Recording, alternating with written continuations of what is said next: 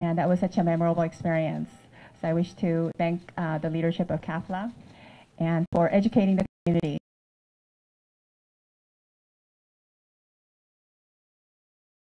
about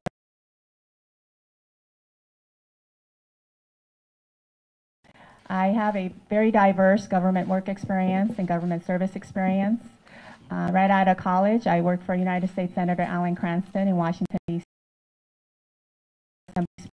Bruce in the field office in Los Angeles. And I also served in Power Board under Mayor. And I have been involved in the community since 1976, before it became Koreatown. And I am very proud of the fact that I grew up with Koreatown and Korean community. I was involved in the free movement. I was involved in the foundation center when it was part of the Asian American Drug Abuse Program. And I'm very proud of the fact that I participated in the Wilshire YMCA and language program. In the Heart to Heart program with the medical center. It was a program where children who needed heart surgery from Korea, and they needed someone who was bilingual to help them be a liaison between the hospital, the doctors, and the patients and the host families. So I'm very proud of the fact that I grew up with the challenges of our community. And as such, my campaign is a very grassroots campaign. I am not owned by anyone, and I do not owe anything to anybody. And so, as a part of the grassroots outreach, I started going door to door in mid-January. And it's an opportunity which I hope I'll get a chance to share with you later. So as I said, I am not, and I am about bringing change to City Hall. I want to bring change to CD 12. I want to be a council person and not just the top 1% of the district. And so with that, I will conclude. Annie. John? Well, can everybody hear me if I don't use my microphone?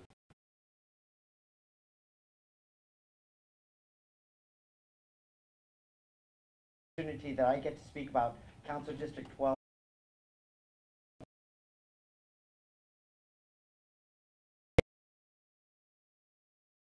My mom came here in the early 1960s.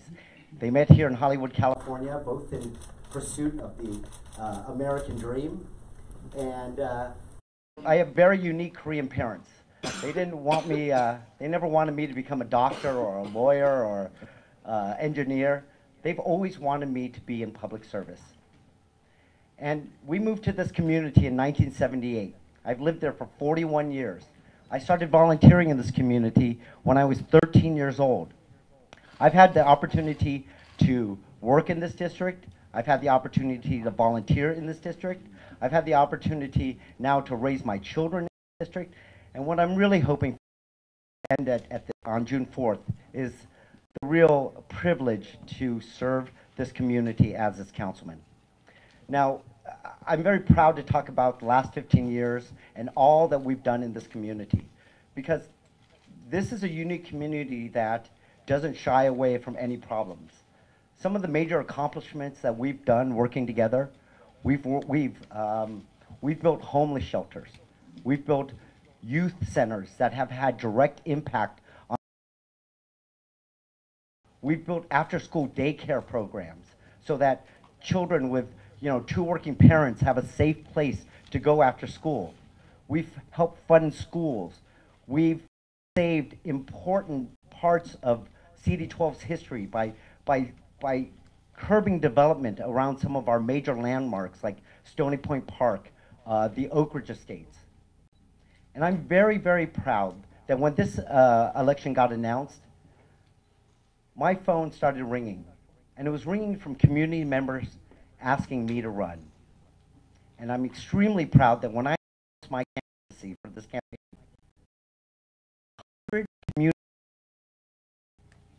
vast backgrounds, public safety backgrounds, education backgrounds, veterans, PTA leaders, many who are in the audience today.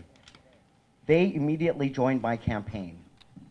And to get on the ballot, you need 1,000 signatures from registered voters that live in the district. I am one of the only candidates to reach this number.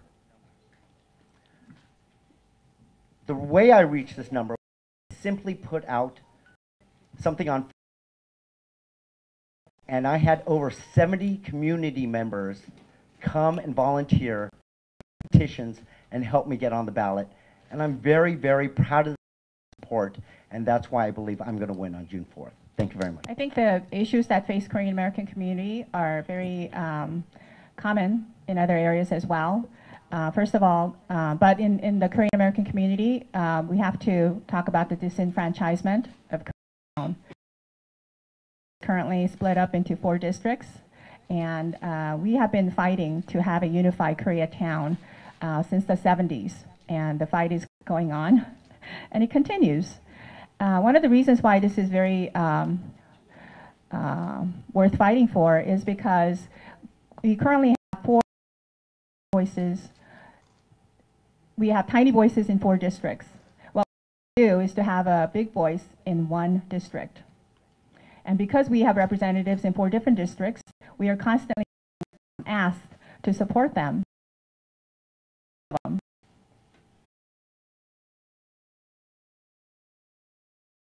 We help navigating through city services, and they walk away from us. We do not get the attention and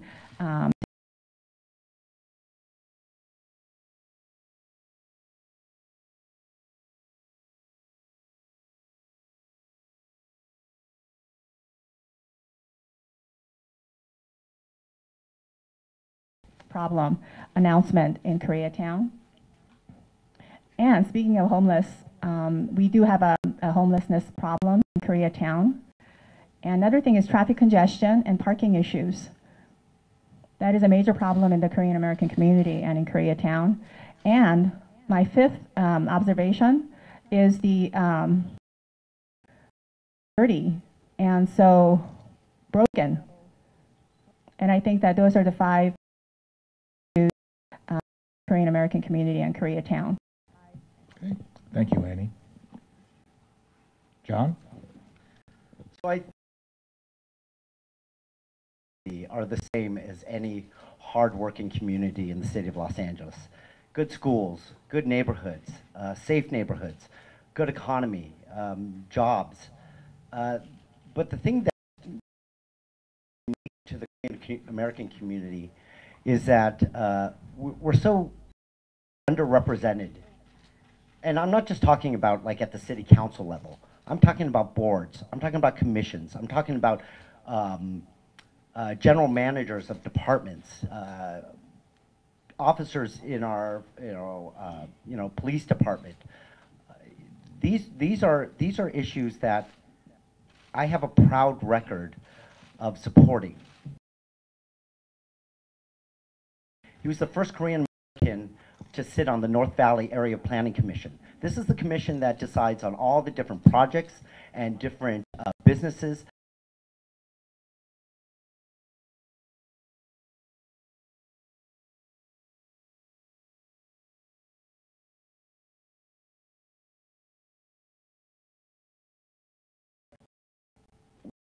I'm really, really proud of, and it speaks to the fact that I actually have a record on this subject.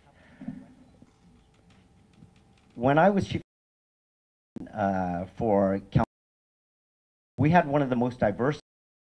We had 4 Americans, and I commit and continue because it's very important that Korean Americans continue to have a voice at the table. And as Ms. Cho said, it's very important that next redistricting process, we have to speak with one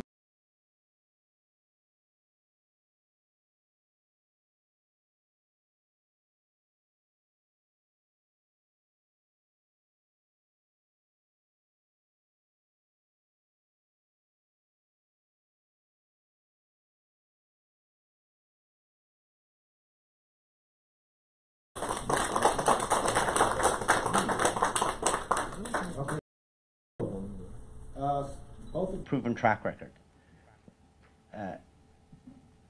5 years ago, we started working on a call a Family Success Center. And we engaged the community. We brought them in on the process. And that's why when we opened up this center, the community supported it because they were part of the process. And now 3 years later, we have over a 90% success rate. That means less than 10% of our people end up back on the streets. 90% of our adults that come out of our shelter have jobs. 75% have permanent housing. Again, I have a proven track record on how to make this work. The HOPE team that we worked with LAPD, we provide the resources to them to go out and work with the homeless community to the point where we're starting to make relationships with our homeless population. And our Neighborhoods First initiative, because look, while we need to be compassionate, I also need to be compassionate about the homeowners that live in our communities, because public safety is always my major goal, and I need to keep it safe. But we've been able to do that. We've been able to be both compassionate to the homeless and through our Neighborhoods First program, be homeowners. Council District 12 is one of the only districts in the city of LA where homelessness has gone down in the last couple of years. Something for, not only for me to be proud of, this is something for the entire community of CD12 to be proud of, because we're actually working with them. We're actually, and we're providing services for them. Again, I have this track record, and I promise to continue doing that. Thank you, John. Annie, please. Thank you. On the homelessness issue, I think that it's become a crisis now. Action was taken because we had to deal with NIMBYism, people that are saying, okay, I believe in helping the homeless, but I don't want it in my backyard. And so where was the political leadership? Why has it become a crisis? What we usually do in the city of Los Angeles is to take a Band-Aid approach on most things. Homelessness crisis is not an exception.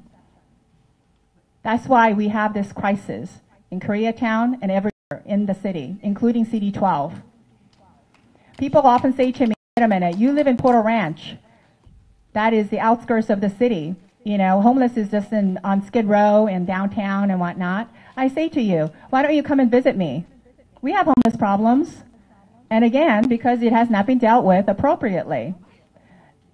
In CD12, we've had a history of staffers inheriting the office.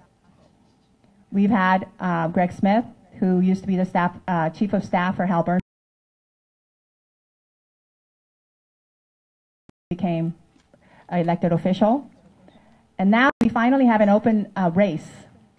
We have an opportunity to get someone who is not a political insider in the office so that we can have more transparency, we can have accountability, we can have more inclusiveness. This is how we touting what was done 5 years ago, 4 years ago. I really believe that we need a bottom-up and not top-down approach to here today, running for office and having a community forum.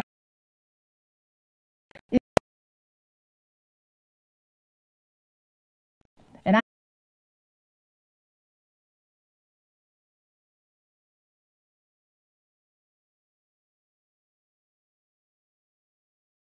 We'll ask you, since both of you touched on your district, tell us what you feel are the 5 top issues in your district and in the greater city for you.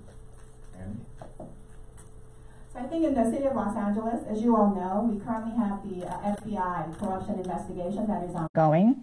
This type of investigation surfaces every 10-15 years. Again, it's because we have not had the kind of ethics and campaign finance reform that we need. We've always had a Band-Aid approach. Oh, let's just do one little thing. I appeal to you. It is time for us to have a solution that fixes the problem for once and for all.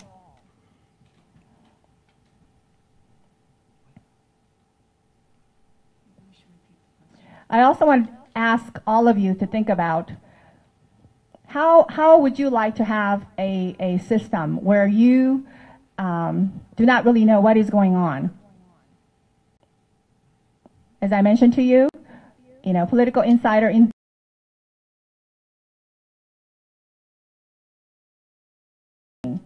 because we cannot demand transparency and accountability when everything is done with people that are inside. And we need more inclusiveness. Another issue that is big in CD12 and in the city, as you all know, is the homelessness. Like I said, it's everywhere. And the other one is also in CD12, traffic congestion, parking challenges. And this speaks to the bigger issue of transportation. And this is very common to the challenges that we are facing in Koreatown and the Korean CD12, the cleanup site, and we also have the challenges of the Sunshine Canyon landfill, where as I go door knocking, people in Granada Hills have told me, hey, what happened to the Sunshine Canyon? There used to be an oversight committee and now it's gone. I do not know what happened to it. When I get there, I'll find out. And I will make sure that we have input from the 5 mile, from the residents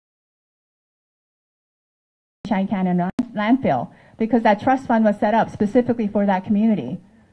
So there's, people are giving me a lot of issues, a lot of homework items, which I will do. And when I get there, I will fix it. Thank you. Thank you, Annie. John, please. Like I said, I've lived in CD12 for 41 years. I've worked for this community for 15 years. I not only know the big problems, but I know all the individual problems that face each individual community, from West Hills to Granada Hills. But when you talk about the big issues, of course, obviously homelessness is an issue that we face. It's something that, again, it's important that we be compassionate towards the homeless and also compassionate to the homeowners of CD12.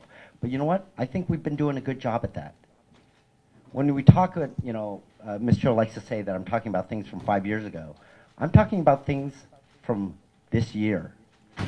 CD12 is the safest place to live in the city of Los Angeles.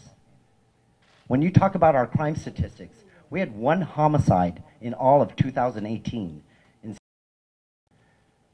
If you drive through our streets and drive through any other community in the city of Los Angeles, you'll see we have the best streets. We have the best sidewalks. And do you know why that is? It's not because we get more money than any other district. It's because I understand the budget. I know how to leverage funds to bring more resources to CD12. And because of that experience, that's just the track record that I can speak of.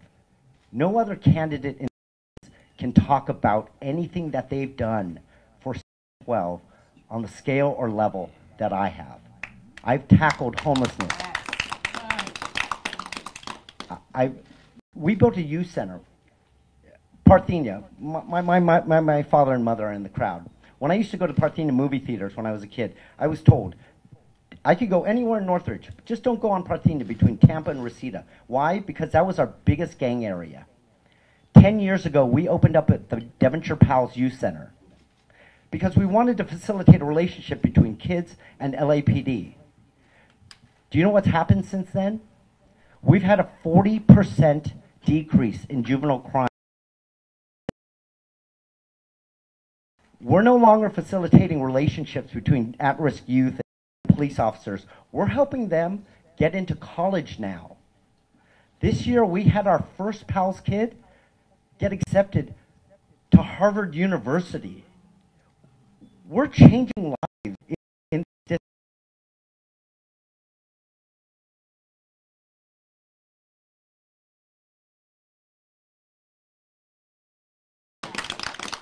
Thank you, John. Annie. How will you bring jobs, business, and investment back to your district and the city, since both of you have referred to the economy? One of the things that I'd like to do is to introduce Meet My Next Door Business Day. I believe that the backbone and the foundation of our economy is built by small business owners. So I would like to stimulate the growth of small business. I would like the small business owners to promote each other's business, not just necessarily their own.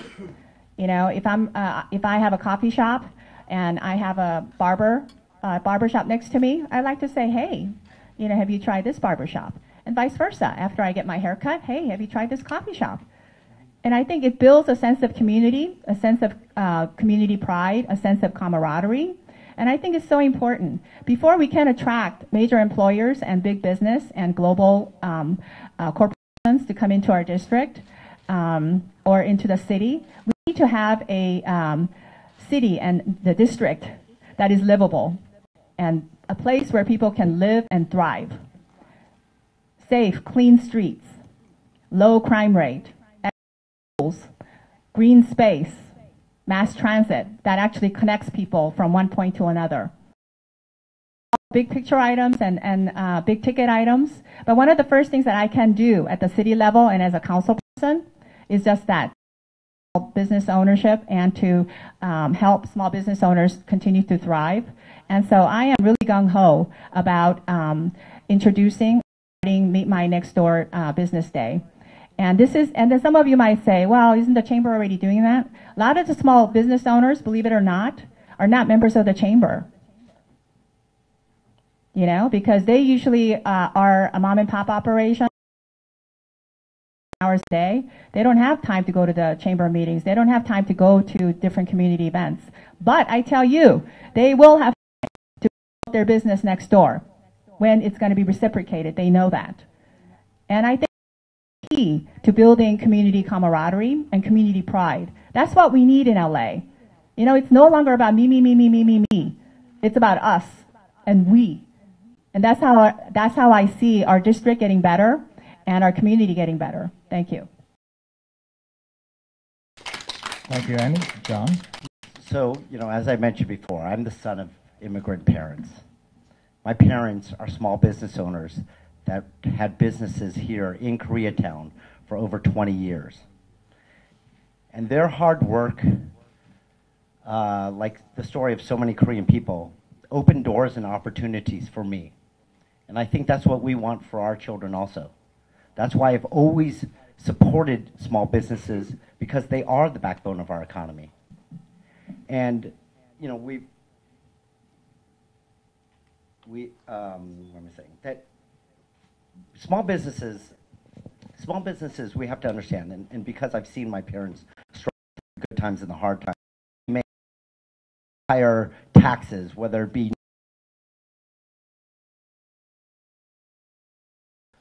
those things can turn a profitable business into a non-profitable business. And we have to be aware of that. But when you talk about businesses in CD12, sometimes we have to make those tough decisions. And I've proven that I've made those tough decisions. CD12 has the city of Los Angeles. Now, many years ago when the economic downturn, they came to me and they said, John, we want to put commercial there. We want to put housing there. But I realized that if we change the M zone to commercial, keep our M zone zones, because if I bring good paying jobs back to LA, I needed the inventory to do that. And I'm proud to say now, our industrial zones are full. We are attracting new businesses. Because I had the inventory, I helped Northrop Grumman expand to a larger site. MGA now took over one of the largest properties in live, play model. I think it's going to be a model for the city. And that's because we made these tough decisions. And that's why I'm asking not only the Korean community, but all of CD12 to understand and get the understanding that I know what it takes to be a successful business. And in helping those big businesses thrive, they in turn help all the small businesses in our community. And I'm very, very proud of the fact that CD12 is now thriving. We're bringing in new businesses, and that I have a record to show to make tough decisions in order to make future, work out for. Thank you, John. John will have you answer the next one. Southern California Gas, Aliso Canyon Gas Field. Thoughts on that? I'm sorry, Chief, towards me? Yeah. Okay, so, when the Aliso Canyon gas leak happened, I was impacted.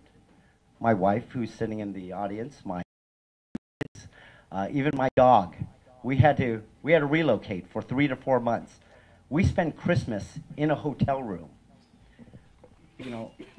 But this wasn't, amid, my life upside down, try making lunches for 2 children out of a mini fridge, but while I faced all those different problems, that didn't mean that I could ignore the larger problem.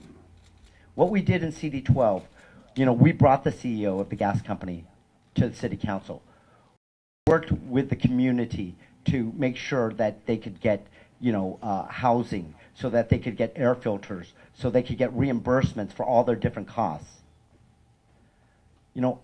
I personally worked with Vivian Echian, who's now the deputy superintendent for all of LAUSD. We had each other's cell phones. We knew each other on a first-name basis because we had to relocate 2 schools to different areas over Christmas break. This was a subject that I could not get away from. And I was happy to be a part of that. When I was living in the hotel, it didn't matter if I went to walk my dog. The community, that hotel was all of Porter Ranch.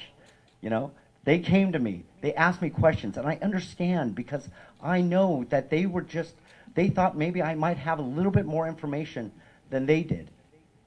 You know what? I was proud. I was proud to be able to, when I volunteered, to be part of the Citizen Advisory Committee that oversaw this disaster. Because I never hard work. And if that meant long hours for me, I'm used to that. I don't, this became a 24-hour job for me.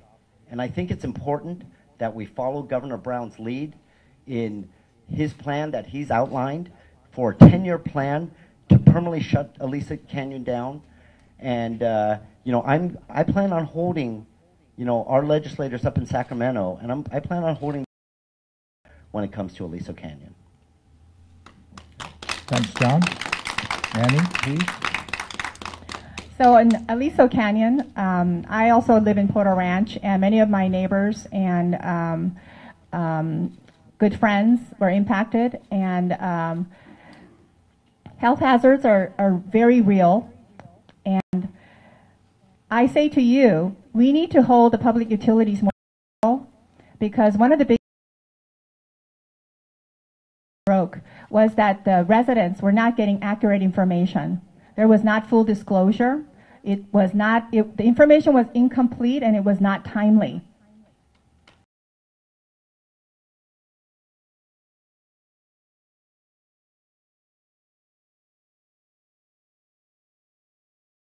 Or not.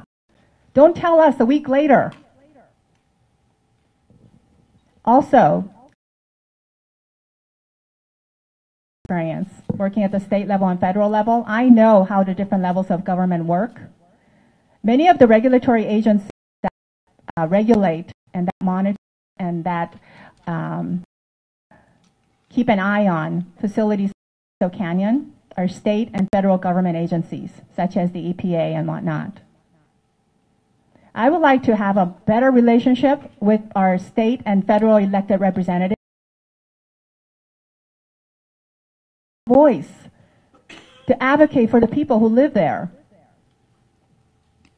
Another thing, this is an opportunity for us to not only support Governor Brown's order to have it shut down in 10 years, but we need to be vigilant.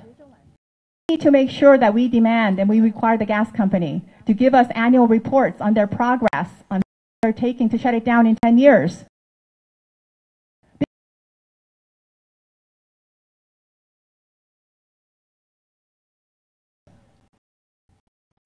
We have to be vigilant. And this is an opportunity for us to explore alternative energy sources, right? We're talking about leaving the planet better for the next generation and the generations after. So we have to continuously look at alternative energy source. And we also have to figure out what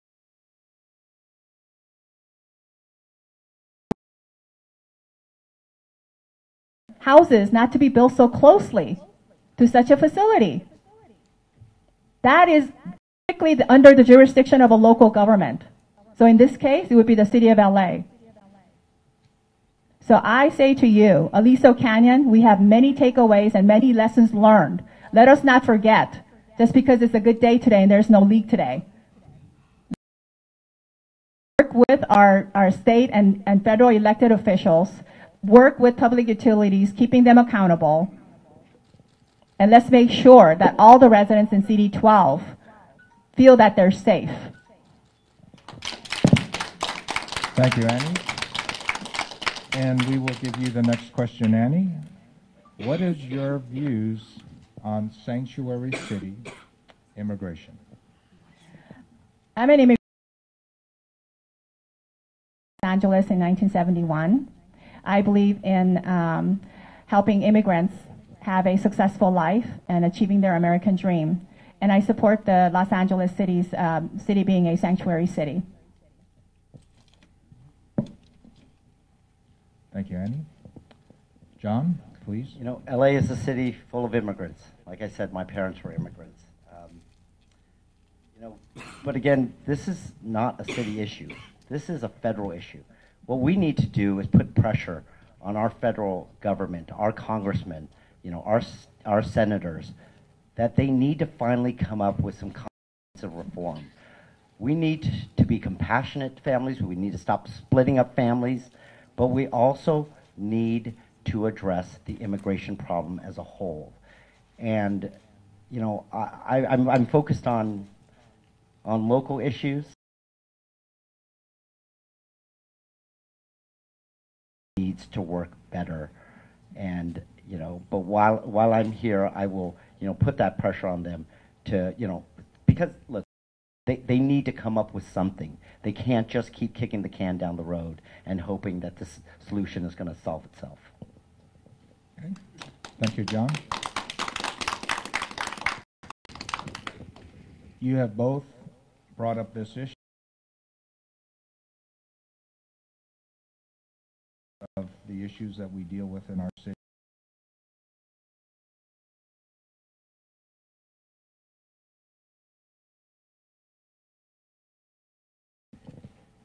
Measure R&M has seen historic investment, those two measures passing. But unfortunately, we're just not seeing a lot of those programs in CD12.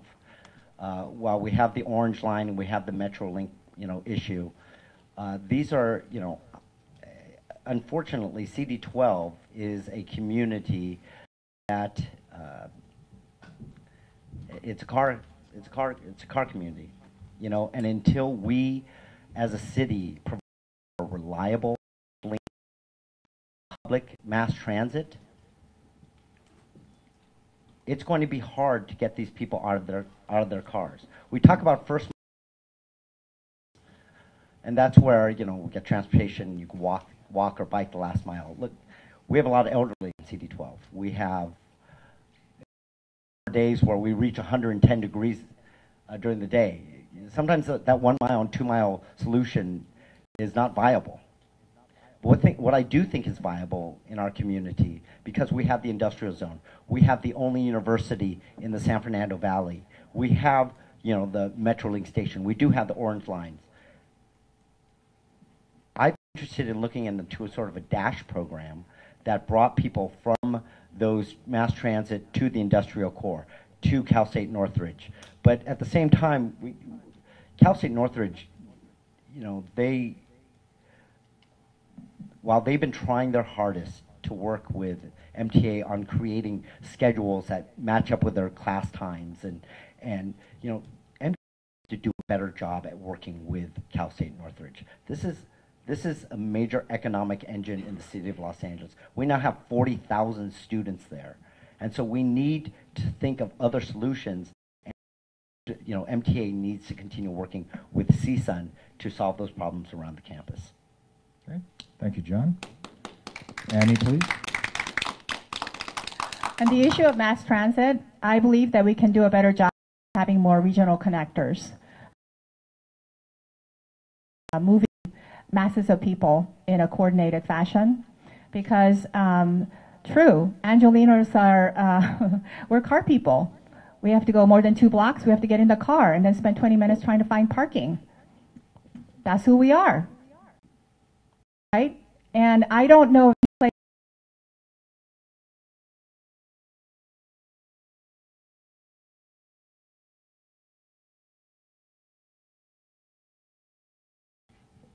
make better use of the roads that we already have, make improvements, make sure that they're in a very good condition so that we can have more people in cars on them. Regional connectors, so that we can think more and more about, hey, you know what, if I can get to, you know, intersection of such, I can use this, and then I can get to B. Right now, we don't have that kind of capability. So I'm all for increasing and expanding regional connectors. I'm also, you know, we talk about, okay, let us get out of cars so that we don't pollute the air so much, all right? We are now looking at scooters and whatnot. It's very, very dangerous. So we need to figure out what kind of regulation or legislation is required, right? Because it's just popping up everywhere, causing accidents everywhere.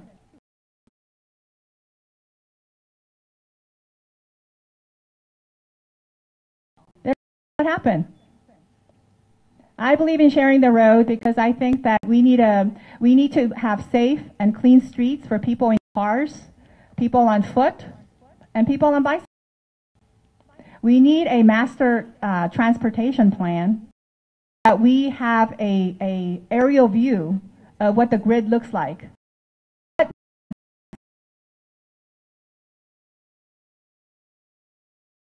For us to synchronize. What makes most sense for us to look at adding more parking spaces, if you will? We need a master plan. So I go back to what we are so accustomed to in the city of Los Angeles is a Band-Aid approach from A to Z. Let's just do this. Oh, we'll solve this problem. It's time for us to look at the bigger picture. We need fresh thinking. We need new blood who can say, hey, have we done this? Have we done that? Well, how come we haven't done this? We also, I think, should consider oil and gas wells, and the city limits is around 880 square feet. I suggest that we increase that to 1,500 square feet, as they're doing in Dallas, of all places in Texas. Right?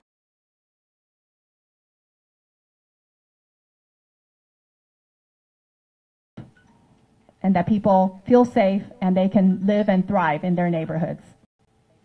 Okay. Thank you, Annie. Annie, we'll give you the next question. How will you impact the Korean voice in city government? I will impact the Korean American voice at City Hall because I'm a Korean American immigrant and I am your daughter. As I mentioned to you, I grew up with Korean community. I was doing community work before Koreatown was Koreatown in 1976. I am bilingual, and most of you know that I'm bicultural. I think there's a lot to be said about that. I have a very, very strong ties to my cultural roots. Never forgotten where I came from, and never forgotten where my children will be after I'm gone. And is that not what we have come here and fought for and sacrificed for. Already passed away. But I thank that Korean Americans represented. My presence alone will remind people, oh, she's joined this horseshoe. That's where the city council members sit, right? And I am very interested in installing a Korean language hotline because for those of us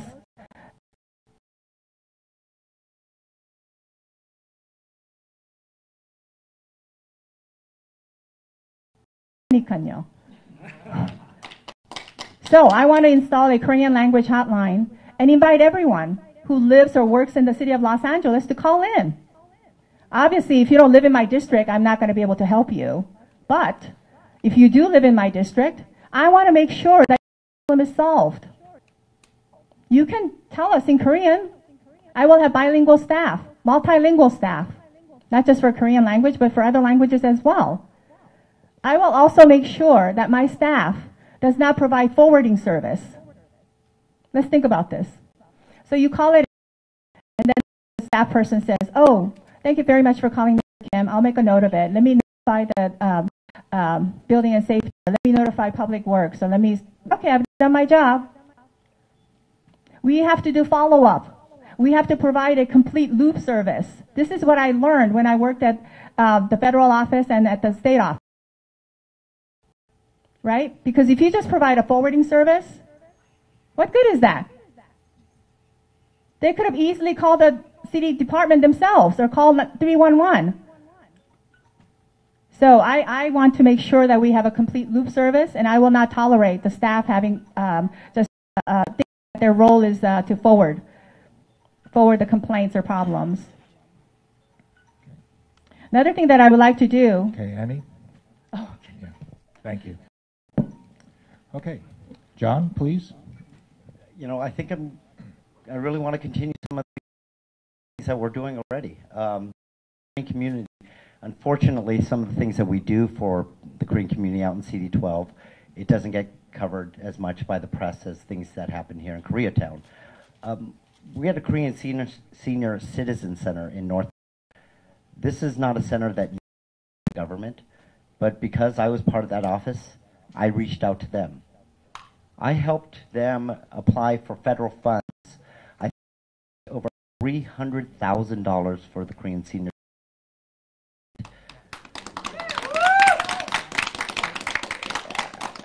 I mean, obviously it wasn't covered. I'm not doing it for the coverage. I reached out to them because I knew that they wouldn't reach out to me. We have to train our Korean American leaders, you know, of tomorrow. And I think, again, I have a proven track record of doing this. I work with young Korean staff in City Hall. I've worked with young Korean Americans as part of our e-leadership program to help guide, help teach them how the city works, to help, you know, teach them leadership skills, because I need them to be the leaders of tomorrow. I've engaged the Korean American community to be a part of our PTAs, our you know, Kiwanis groups, our social groups, our, you know, community groups that are actually making a change and difference. I have a few rows of Korean, and I've enjoyed working with them on finding the issues and providing, and really, you know, helping them do the fundraising that they need to sort of provide the tools for their children and our children to succeed in CD12. And like I said before, I mean, I know the one major thing that, you know, we need to, you know, that's important to Koreatown that I think I can make a distinct impact on is just making sure in the next census and the next redistricting that we keep Koreatown whole, again, to speak with that one unified voice.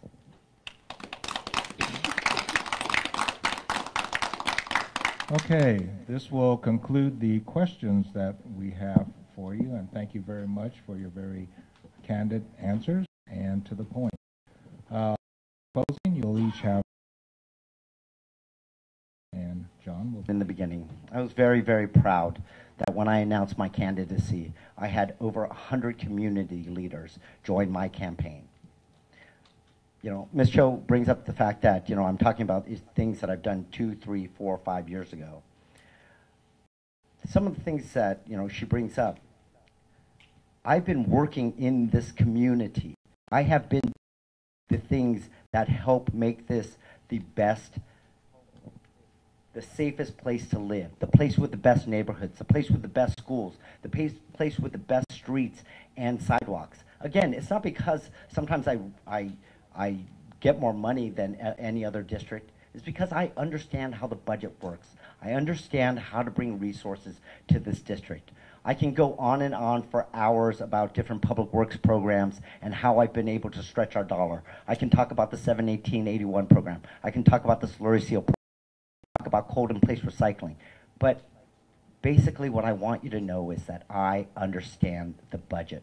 I understand how to bring resources. I have a proven track record. For the last 15 years, I have been opening up youth centers. I have been providing after-school daycare. I have been opening up homeless shelters. I am working with this community. And I think, again, if any of you drive through our district, go to visit any of our schools, neighborhoods, you will see that CD12 is an amazing place to live. It's an amazing place to raise your children. It's an amazing place to work. And I've played a part in that. And that's why I'm asking for your support. And today with the Korean community, I'm not asking the Korean community to support me because I'm Korean. I'm asking you to support me because I'm the best candidate in this race. I am the only candidate with a proven track record. And I hope in these next couple months, I can earn your trust. I can earn your vote. We can put a second councilman, a Korean councilman, on the city council. Thank you very much. Thank you, John. Annie, please. Thank you. Listening to John, you would think that he was the only one that was working hard in CD12. I'd like to know what happened to his bosses. What happened to former council member Mitching Smith? I just kind of wondered. I say to you, we have an opportunity to clean house. We have an opportunity to make change. Do you want to stick with status quo, or do you want change? We need change. We need the representation to reflect the diversity in our district. We need representation that represents everybody. We cannot allow underserved, underrepresented areas in our district. CD12 comprises of 8 neighborhoods. Each is very distinct and very special in their own way. I happen to live in Porter Ranch, so I know exactly what we want in Porter Ranch. I do not reside in Reseda, so I should not pretend that I know exactly what the residents in Reseda want. I want to listen to the local stakeholders, not business people, not developers, not anybody else. I want to listen to the people who live there. Local stakeholders must have the biggest say in what happens in their neighborhood, because after all the cameras leave, they still live there. This has to be bottom up and not top down. And this is something that can only be achieved when we talked about sadness and pain that Koreatown and Korean community and Korean people go through because we don't have proper representation and we don't have a voice.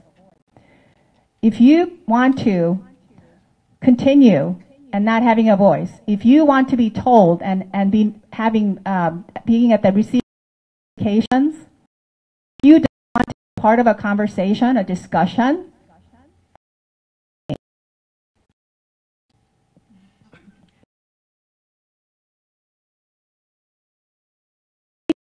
we need to be at the table. We need our voice. We need people who can represent, who truly understands what is going on. Don't vote for me. Not only in our district, making change at City Hall. We have an opportunity to get another woman on the City Hall. We currently have 2 out of 15.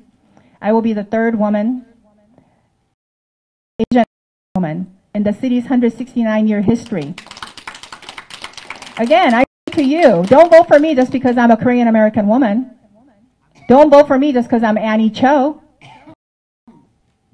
Vote for me because I am ethical, I am hardworking,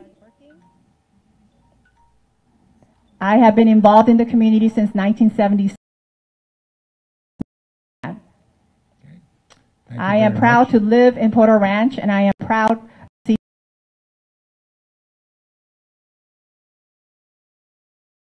with us.